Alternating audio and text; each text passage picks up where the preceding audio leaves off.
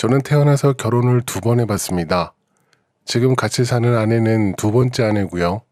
남들이 보면 재혼해서 살고 있냐고 하겠지만 첫 번째 결혼이 너무 황당하게 끝이 나서 그런지 이혼했다는 기억도 없고 그냥 하루아침에 송두리째 빼앗긴 기억만 남아 있습니다. 결혼해서 1년도 채 되지 않아서 갈라졌거든요. 처갓 사람들이 잔뜩 몰려와서 데려갔습니다. 귀한 막내 여동생을 그리 둘 수 없었다네요. 저는 지방에 있는 작은 동네에서 태어났습니다. 거기서 29살이 될 때까지 지냈었고요. 입학식, 졸업식, 거기다가 첫 결혼식까지 제 인생의 가장 중요한 순간을 거의 다 그곳에서 해왔어요. 물론 이혼도 거기서 했고요. 당연히 좋은 추억도 많이 있었습니다. 저의 첫 번째 아내인 지금의 전처가 되어버린 그 사람을 거기서 만난 거였어요. 라디오를 참 좋아하는 여자였죠. 학창 시절부터 성인이 돼서까지도 늘 라디오를 품고 살았어요. 연애 시절 밖에서 만나게 되면 작은 라디오를 틀어놓고 함께 앉아 있었어요. 그래서 몰래 이벤트로 여자친구가 즐겨 듣던 라디오 프로에 사연을 적어서 넣어보려고도 했었는데 제가 글씨가 못생겨서 그런지 채택이 안 되더라고요. 사귀는 동안 정말 동화책에 써도 될 정도로 순수하게 만남을 가졌었고요. 그게 여자친구에겐 오빠가 3이나 있었거든요. 저희 동네에서 꽤 유명했어요. 집안의 막내 동생이고 거기다가 여동생이니 오죽했을까요? 당연히 전 순수해졌죠. 맞아 죽지 않으려면 반드시 순수해야 했습니다. 그래서 데이트도 주로 공터에 앉아서 했고요. 매번 듣는 라디오 프로그램도 같았고 만나는 장소도 똑같아서 여자친구가 즐겨 듣던 프로그램 이름처럼 밤하늘의 별만 봤습니다. 그러면서 저 하늘의 별을 따다주겠다는 지금 생각하면 오글거리고 느끼한 말도 그때는 서슴없이 여러 번 했던 것 같아요. 여자들은 반짝거리고 이쁜 걸 좋아한다고 알았으니까요. 그렇게 별만 바라보며 지내며 참고 버티다가 제가 28살이 되었을 때 결혼 이야기를 먼저 꺼냈습니다. 그 당시 저는 아버지 가게에서 제법 일도 많이 배우고 월급도 받으면서 지냈었거든요. 이제 기술도 생기고 돈도 생겼으니 당연히 함께 살고 싶었습니다. 당시 여자친구는 26살이었고요. 그래서 그런지 그 집 오빠 3인방이 왜 그렇게 일찍 결혼하냐며 엄청 반대하기도 했었네요. 근데 장인 장모님이 흔쾌히 허락해 주셔서 이듬해 결혼식을 올리게 되었습니다. 그 시기에 맞춰서 아버지는 가게를 확장하신다고 길 건너에 새로 들어오는 건물에 임대 계약을 넣어놓으신 상황이었는데 20년 지기 지인에게 사기를 당하게 되면서 한순간에 집안이 완전히 뒤집혔습니다. 가게가 날아가 버렸어요.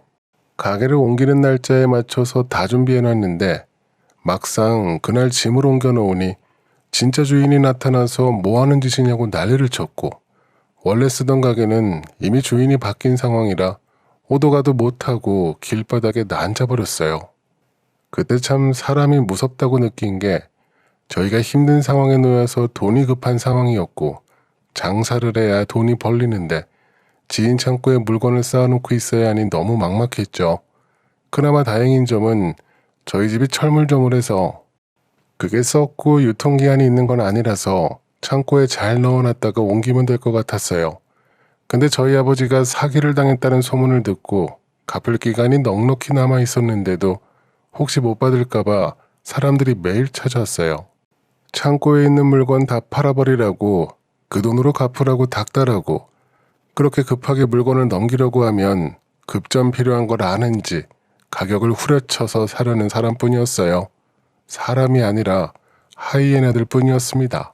한순간에 모든 걸 빼앗긴 아버지를 보면서 옆에서 너무 가슴 아프고 힘들었는데 얼마 지나지 않아 저에게도 하이에나 같은 사람들이 다가왔습니다. 처가 쪽 형님들이 여러 번 찾아오다가 결국 사고를 쳤어요. 그때가 결혼한 지 1년도 되지 않은 상황이었고 당연히 저희 사이에는 아이도 없었어요. 여러 번 집에 왔다 갔다 하더니 어느 날 갑자기 제 아내를 데리고 처가로 가버렸습니다. 몸이 안 좋다는 핑계로 데려가 버렸어요. 걱정스러워 보였겠죠. 당시 신혼집도 보증금을 빼버린 상황이라 부모님과 함께 지냈었고요. 거실이며 집안 곳곳에는 철문점에 두던 물건들이 쌓여 있었으니까요. 가끔 사람들이 찾아와 돈 달라는 소리도 했었고요. 근데 아무리 생각해봐도 집안이 힘들 때 유일한 며느리가 친정에 가버린 점은 저도 받아들이기 힘들었습니다. 저희 부모님은 내색하지는 않으셨지만 당연히 서운하셨던 것 같고요. 그리고 얼마 뒤 황당한 소리를 들었어요. 처가에서 먼저 이혼 이야기를 꺼내더군요. 결혼한 지 얼마 되지도 않았고 아직 아이도 없으니 요즘 말로 표현하자면 빠르게 손절하고 싶은 생각이었나 봅니다. 동생 핑계로 오며 가며 저희 집 상황을 다 보고 있었을 테니까요. 그날 처가에 달려가서 제대로 뒤집었습니다. 이건 해도 해도 너무하는 거 아니냐면서 상처 입은 사람에게 소금 뿌리는 것도 아니고 이게 사람이 할 짓이냐고 했어요. 굳이 이 시기에 이혼 이야기를 해야 했냐고. 제가 고래고래 소리를 지르자 그 집 삼형제들이 우르르 몰려나왔고 맞아 죽든 속 터져 죽든 끝장을 보자며 저도 가만히 있지 않았습니다. 내 마누라 데리러 왔다고 비키라고 했어요. 그렇게 한참을 엉켜부터 몸싸움을 하고 있는데 안방문을 열고 굳은 표정의 아내가 나왔습니다. 그래도 신혼은 신혼인지 그때는 얼굴 보니 좋더군요.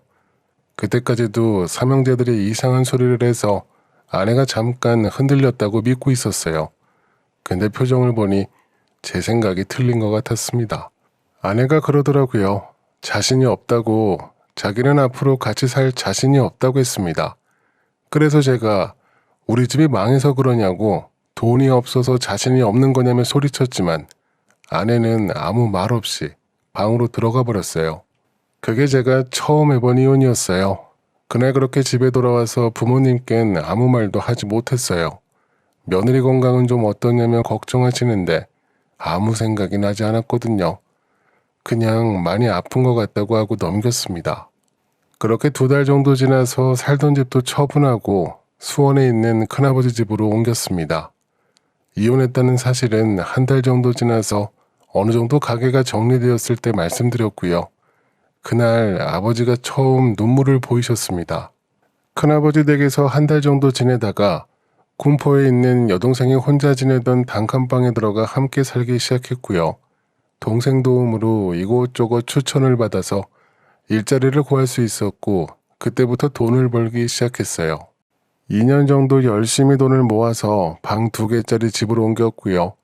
그러다 동생의 소개로 어떤 음식점에서 식사하게 되었는데 거기서 제 2번째 아내를 만났습니다. 저보다 나이가 4살이 많았어요. 듣자하니 그 사람도 이혼한 상황이었고요. 어머님이 운영하던 식당에서 일한다고 했는데 음식 솜씨도 좋고 제가 갈 때마다 은영이 친오빠라면서 이것저것 많이 챙겨주기도 했습니다. 가끔 반찬도 싸줬고요. 한 번은 저희 부모님을 모시고 갔던 적이 있었는데 그때 어떤 반찬을 주로 드시는지 옆에서 꼼꼼히 봤었나 봅니다. 나중에는 그 반찬 위주로 막 챙겨서 주더군요. 맨날 받아먹기 민망해서 신경이 쓰였고 신고 있는 슬리퍼가 낡아 보였길래 길 가다가 5,000원짜리 슬리퍼를 사다가 줬는데 엄청나게 좋아하는 겁니다. 저를 볼 때마다 발이 편해서 오래 서 있어도 지치지 않는다고 그러고 그런 모습이 또 고맙고 더 챙겨주고 싶어지면서 저보다 4살이 많은 그 여자를 어느 순간부터 좋아하게 되었습니다.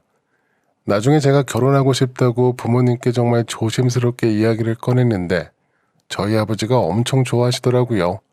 처음 봤을 때부터 며느리감으로 보였다고 하셨어요. 그렇게 제 나이 33세 37살 아내와 결혼을 했습니다. 결혼식은 따로 못했어요. 그냥 식당에서 음식 차려놓고 가족끼리 식사한 게 전부였습니다. 근데 참 신기한 게 제가 2번째 결혼하고 나서부터 참 많은 게 바뀌었습니다. 저희 집안에 복이 들어오는 것 같았어요. 원래는 제 아내가 하던 식당이 엄청 좁았거든요. 근데 옆에 있던 식당이 문을 닫으면서 아주 괜찮은 조건에 들어갈 기회가 있었고 아내가 내심 들어가고 싶어하는 눈치길래 저랑 제 동생이랑 돈을 싹 모아서 은행 대출까지 끼고 옮겨버렸어요. 그땐 그게 좀 무모한 결정이었는데 예전에 아버지 가게 옮겼을 때 맺힌 한이 있어서 그런지 제가 주도적으로 더 옮기자고 나섰습니다. 그때부터 저희 모두 한 집에서 같이 살았어요. 저희 부모님과 장모님 그리고 동생까지 아주 똘똘 뭉쳐 지냈습니다.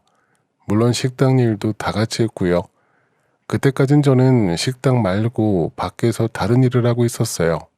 근데 주변에 작은 회사들이 하나씩 들어오더니 어느 순간부터 점심시간에 손님이 점점 늘다가 배달을 원하는 손님도 생겨서 그때부터는 제가 중고 오토바이를 하나 사다가 배달 다니기 시작했고요.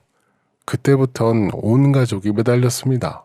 멈춰있던 돛담배가 갑자기 바람을 만나 한순간에 멀리 움직이는 것처럼 저희 가족에겐 식당이 그런 존재였습니다.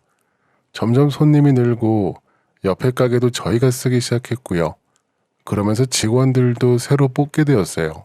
제 여동생도 식당에서 일하다가 근처 회사원과 눈이 맞아 결혼했고요. 그렇게 정신없이 거의 15년 가까이 여행 한번 가보지 못하고 식당에서 꼼짝없이 지냈습니다. 그러다 어느 날 우연히 고향 친구를 만나게 되었어요. 어떤 남자가 식당에 와서 밥을 먹는데 자꾸 흘끔흘끔 저를 쳐다보는 겁니다.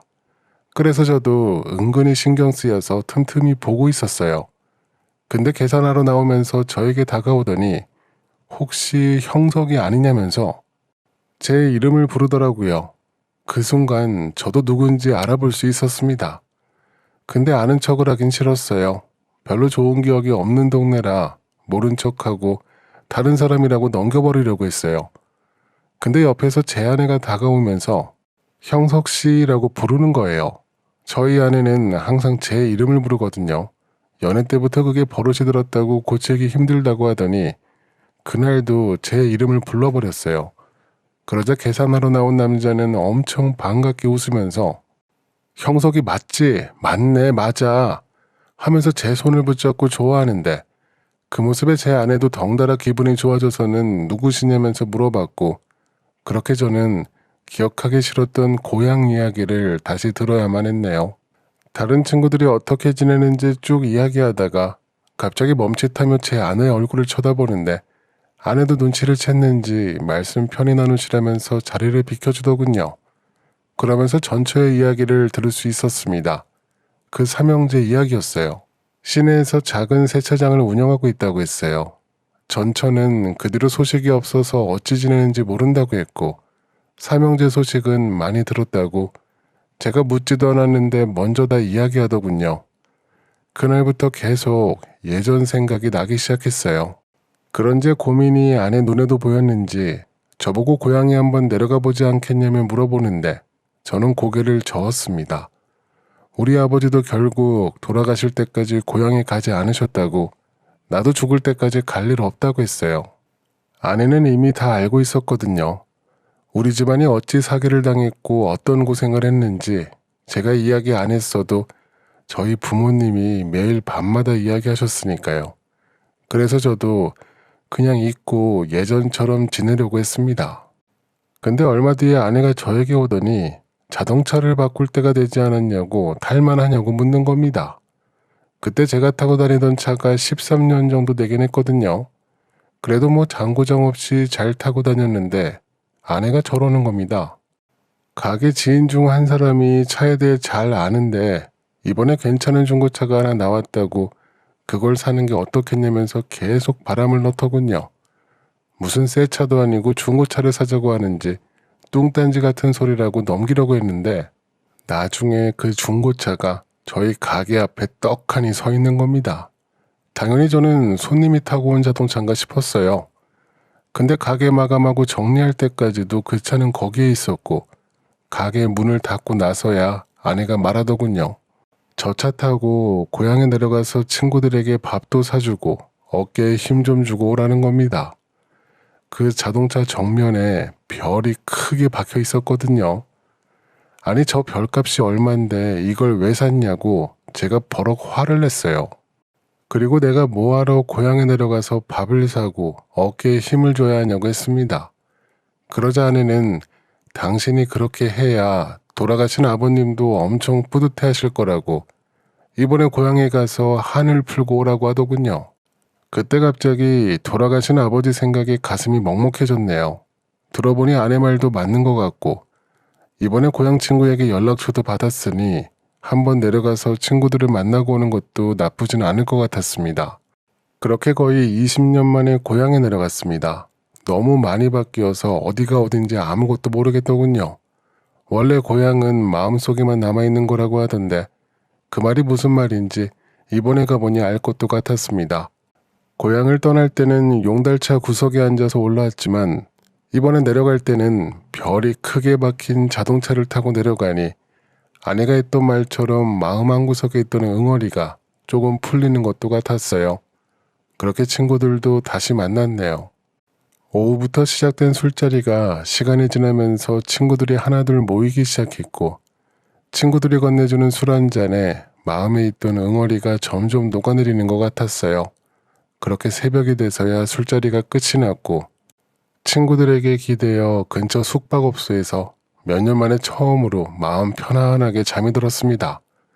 늘어지게 자고 일어나니 숙취도 없고 너무 개운한 게 고향이라서 그런가 싶더군요. 그리고는 씻으러 화장실로 가는데 테이블 위에 무슨 명함 한 장이 놓여 있었어요. 처음엔 별 생각 없이 무시하고 지나갔습니다. 그저 그런 뻔한 명함이라고 생각했어요. 그렇게 씻고 나와서 옷을 입고 나가려고 하는데 또 그 명함이 눈에 들어오는 겁니다. 신던 신발도 벗고 다시 방에 들어가 명함을 집어들었는데 세차장이라고 크게 쓰인 명함이었어요. 그 순간 예전에 친구가 했던 말이 떠올랐고 그와 동시에 20년 전 처가에서 당한 일들이 스쳐 지나갔습니다. 그 명함을 손에 쥐고 한참 동안을 침대에 앉아 멍하니 명함만 바라보고 있었어요. 어찌 사는지 궁금했지만 보고 싶진 않았어요. 다시 만나게 되면 저 스스로가 통제가 안 될 것 같았습니다. 근데 사람 마음이 참 이상한 게 저도 모르게 달리던 자동차를 유턴해버렸고 내비에 주소를 적고 있더군요. 그렇게 삼형제가 아는 세차장으로 차를 몰고 갔습니다. 도착해보니 그리 넓은 세차장은 아니었어요. 손님도 별로 없어 보였습니다. 세차장이라서 그런지 자동차를 타고 들어가자 어떤 남자가 아주 반갑게 달려나왔고 서둘러 선글라스를 꺼내 쓰고 내렸습니다. 가까이 다가가 그 남자 얼굴을 살펴보는데 누군지 바로 알 수 있었어요. 삼형제 중 막내였습니다. 예전 젊었을 때도 인사성 하나만큼은 밝은 사람이었죠. 이번에도 제일 먼저 달려와 인사한 사람도 바로 그 사람이었고요. 저보고 어떤 세차를 하시냐고 물어보길래 내부 청소에 왁스칠도 해달라고 했습니다. 그리고는 그 세차장 안을 꼼꼼히 살펴봤어요. 구석에는 다른 차 한 대가 먼저 세차를 하고 있는 상황이었거든요. 그래서 슬그머니 그 옆으로 다가갔는데 거기서 첫째와 둘째를 찾았습니다. 옆에서 멀뚱멀뚱 서 있자 삼형제 중 첫째가 저에게 웃으며 다가오더니 커피라도 한 잔 타서 드리겠다고 하길래 알겠다고 달라고 했습니다. 그리고 얼마 지나지 않아서 삼형제 모두 제 차에 다가와 세차를 시작했어요. 기분이 참 묘했습니다. 아는 척을 하기도 그렇고 아무리 내가 선글라스를 쓰고 있다고 해도 못 알아보는 게 조금 서운하기도 했어요. 그런데 그때 갑자기 막내를 찾기 시작하더니 막내야, 내부 세차 손님이다 하며 부르는데 건물 안에서 어떤 여자가 서둘러 나왔어요. 얼굴은 손수건 같은 걸로 다 가린 상태였고 귀에 이어폰을 꽂고 모자를 푹 눌러 쓰고 있더군요.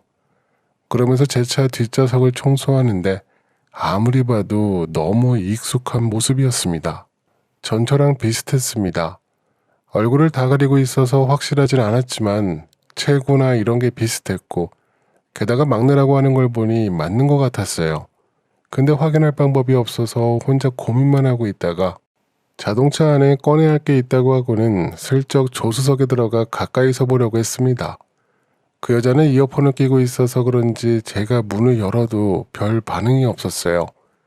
그래서 조수석에 얼굴을 넣고 과감하게 선글라스를 벗었습니다. 그리고 그 여자와 눈이 마주쳤어요. 저도 눈을 피하지 않고 같이 바라봤고요. 그러자 갑자기 그 여자가 하던 청소를 멈추고 차에서 나가버렸습니다. 그 모습을 보자 삼형제 중 첫째가 고래고래 소리를 지르며 일하다 말고 어딜 가냐고 빨리 와서 마주 하라고 부르기 시작했고 저는 다시 선글라스를 쓰고 밖에 서 있었어요. 근데 그 여자는 건물 밖으로 나오지 않았습니다. 결국 삼형제 중 셋째가 건물로 들어가 억지로 끌고 나오는 것 같았네요.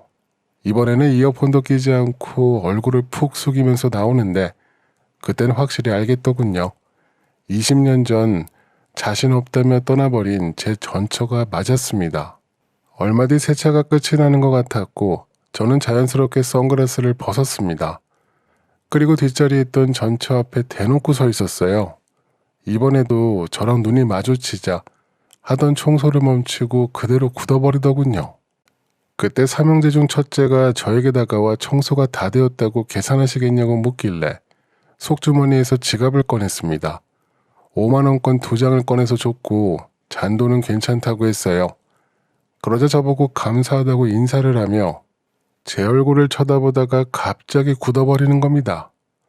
저보고 혹시 형석이 아니냐면 물어보는데 그 소리를 듣고 뒤에 있던 다른 형제들도 황급히 저에게 다가왔고요. 그동안 말 한마디 없던 삼형제 중 둘째가 형석이가 맞다며 소리쳤어요. 그러면서 둘째, 셋째까지 저에게 달려와서 손을 붙잡고 반갑다고 하는데 이게 무슨 상황인가 싶었습니다. 맞은 놈은 기억해도 때린 놈은 기억 못한다고 하더니 그때가 딱 그 상황인 것 같았습니다. 그러자 첫째가 저와 제 자동차를 번갈아 보더니 예전에 망했다고 하지 않았냐고 물어보길래 그게 언제적 일인데 아직까지 망했겠냐고 다 옛날 이야기라고 했습니다. 지금은 작은 사업을 하나 운영하고 있다고 했어요. 옆에 있던 둘째가 저보고 요즘 어떻게 지내냐고 하면서 재혼은 했냐고 묻길래 결혼해서 아들 하나 낳아서 잘 키우며 지낸다고 웃으면서 이야기해줬습니다. 제가 웃을수록 삼형제들 표정은 점점 어두워지더군요. 계속 안절부절 못하면서 건물 쪽을 쳐다보길래 거기서 더 이야기를 나눠봐야 득될 게 없을 것 같아서 그냥 나왔습니다. 굳이 건물 안까지 들어가서 얼굴 볼 이유는 없다고 생각했네요. 물론 전처는 제 얼굴을 똑똑히 기억하고 있겠죠. 집에 가는 길에 아내가 좋아하는 찐빵을 좀 사다가 갖고 들어갔습니다.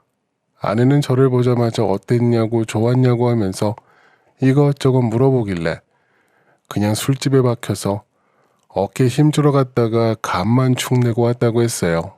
그날 밤은 오랜만에 라디오를 틀어봤습니다. DJ는 바뀌었어도 프로그램은 그대로더군요. 별을 따다가 주겠다는 약속은 못 지켰어도 별을 닦게 해주긴 한 것 같아서 그냥 퉁치고 다 잊고 지내려고 합니다. 앞으로는 제 아내에게 더 잘하려고요. 저에게 별도 따다가 줬는걸요. 재혼이 아니라 지금 그 사람이 저의 진짜 인연이었던 것 같네요. 이번에 고향에 다녀오고 나서 더 확실하게 느낄 수 있었습니다. 이번에 제가 준비한 내용은 여기까지입니다. 속 깊은 아내분을 두셔서 너무 좋으시겠어요. 사람에게 받은 상처는 사람으로 덮는다던데 이젠 어떤 상처도 남지 않으실 것 같네요. 두 분 행복하시고요. 건강하세요.